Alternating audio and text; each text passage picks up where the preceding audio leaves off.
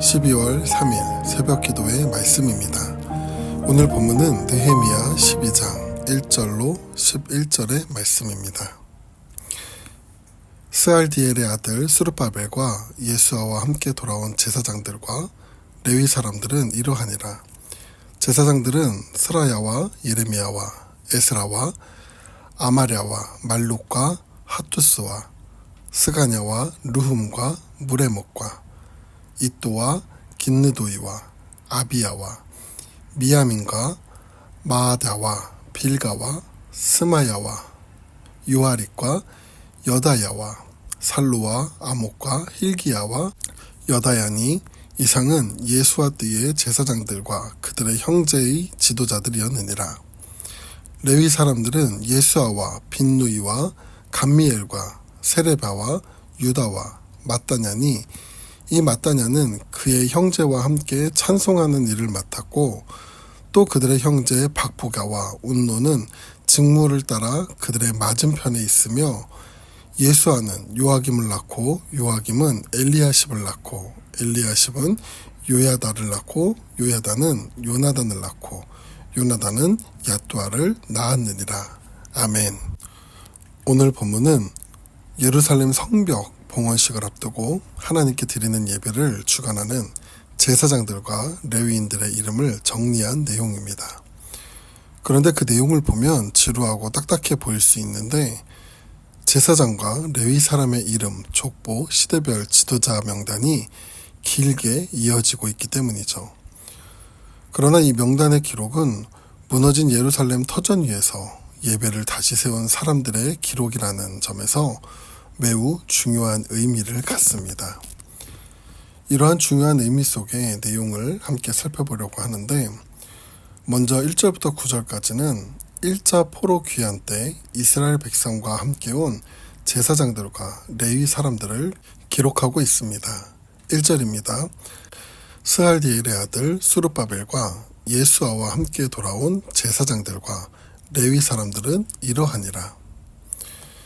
이 1절은 성전 재건 시대, 즉 1차 포로 귀환 때 함께하였던 제사장과 레위인들을 말하며 그 뒤에 명단이 이어지는데 이들이 돌아왔을 때, 즉 1차 포로 귀환 때는 남유다 멸망 때 예루살렘 성전이 무너진 후 70년이 지난 때였습니다.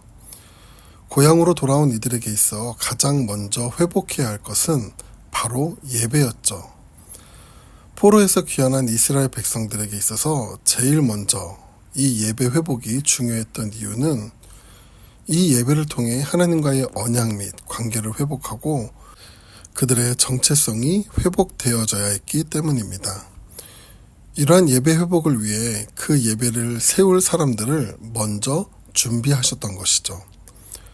1차 포로 귀환 후 제사장들은 지도자 스룹바벨과 대제사장 예수아를 협력하여 이스라엘 공동체의 영적, 종교적 재건에 힘을 쓰는데 제단 재건과 제사를 복원하고 성전 재건을 시작하고 백성들에게는 율법 교육과 공동체 질서를 가르쳤습니다.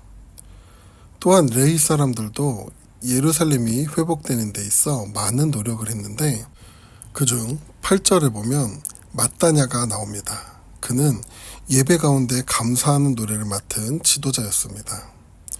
황폐한 땅에 돌아온 그들은 감사할 수 없는 상황에서 감사를 찬양했다고 합니다.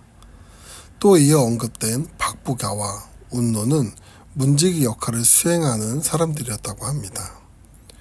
이렇게 보면 여기에 언급된 이 이름들은 무너지고 황폐해진 이 땅에서 회복을 위해 헌신하고 노력한 초석이 되는 사람들인 것이죠.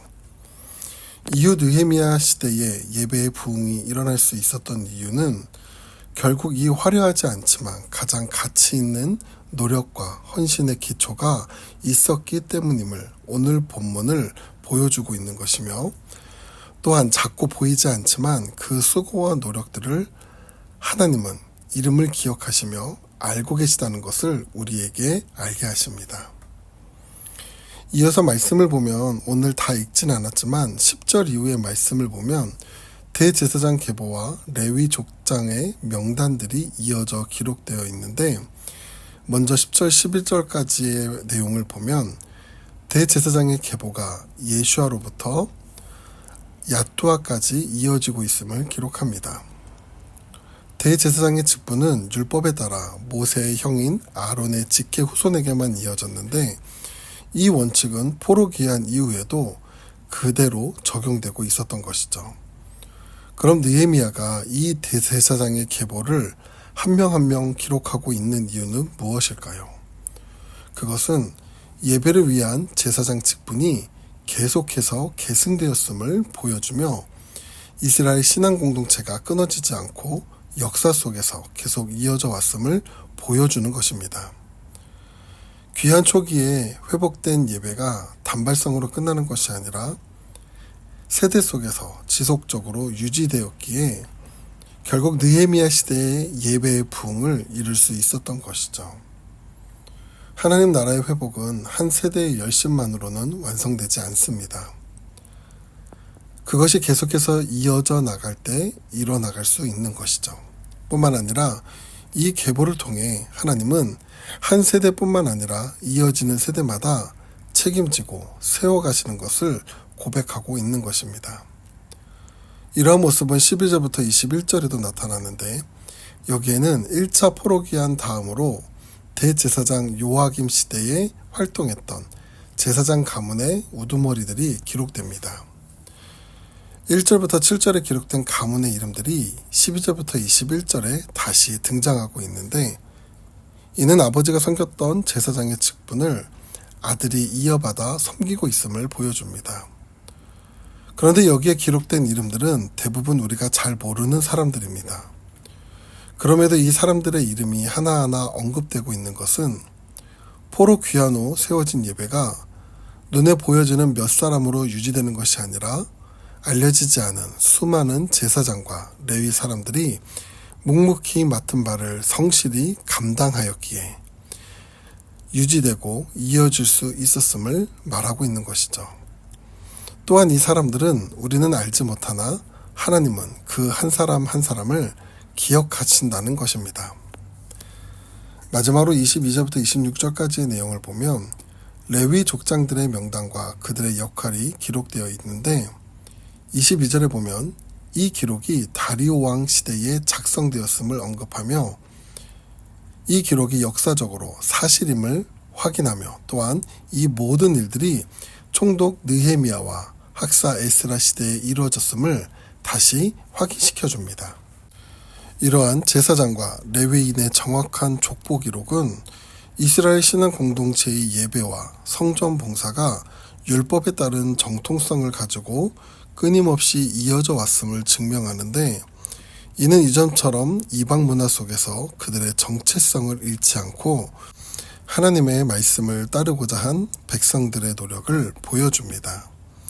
그리고 하나님을 향한 예배는 철저한 질서와 조직 속에서 이루어졌는데 24절, 25절을 보면 각 직분자, 즉 제사장, 레위인, 찬양대, 문지기의 역할을 명확히 하고 있음을 보여주고 있는 것이죠. 사랑하는 태국 한인교회 성도 여러분, 오늘 본문을 통해 우리가 살펴볼 것은 성전과 성벽 재건 후 느헤미야 시대의 예배 부흥은 한 시대의 노력으로 일어난 결과가 아니라는 것입니다. 본문 가운데 기록되어진 사람들은 어떤 사람들인지에 대해 대부분 모릅니다. 그러나 그들은 그 시대 가운데 그들에게 주어진 그 예배의 자리를 지켜나갔고 그 시대마다 맡겨진 직분을 충성을 다해 감당해 나갔다는 것입니다. 많은 교회가 다음 세대의 부흥을 외칩니다. 그리고 많은 방법들을 적용합니다. 그러나 오늘 말씀을 통해 다음 세대의 부흥은 지금 이 세대의 충성과 헌신, 희생과 노력으로 이루어진다는 것을 다시 한번 생각하게 합니다. 오늘 우리가 각자의 예배 자리를 회복해 나갈 때 가깝게는 그것이 우리 자녀들에게도 이어질 때 부흥의 역사는 시작되는 것이죠. 뿐만 아니라 오늘 우리에게 맡겨진 그 자리들 드러나지는 않아도 아무도 알아주지는 않아도 그 자리를 섬길 때 그리고 헌신할 때 하나님의 역사는 이어져 갑니다.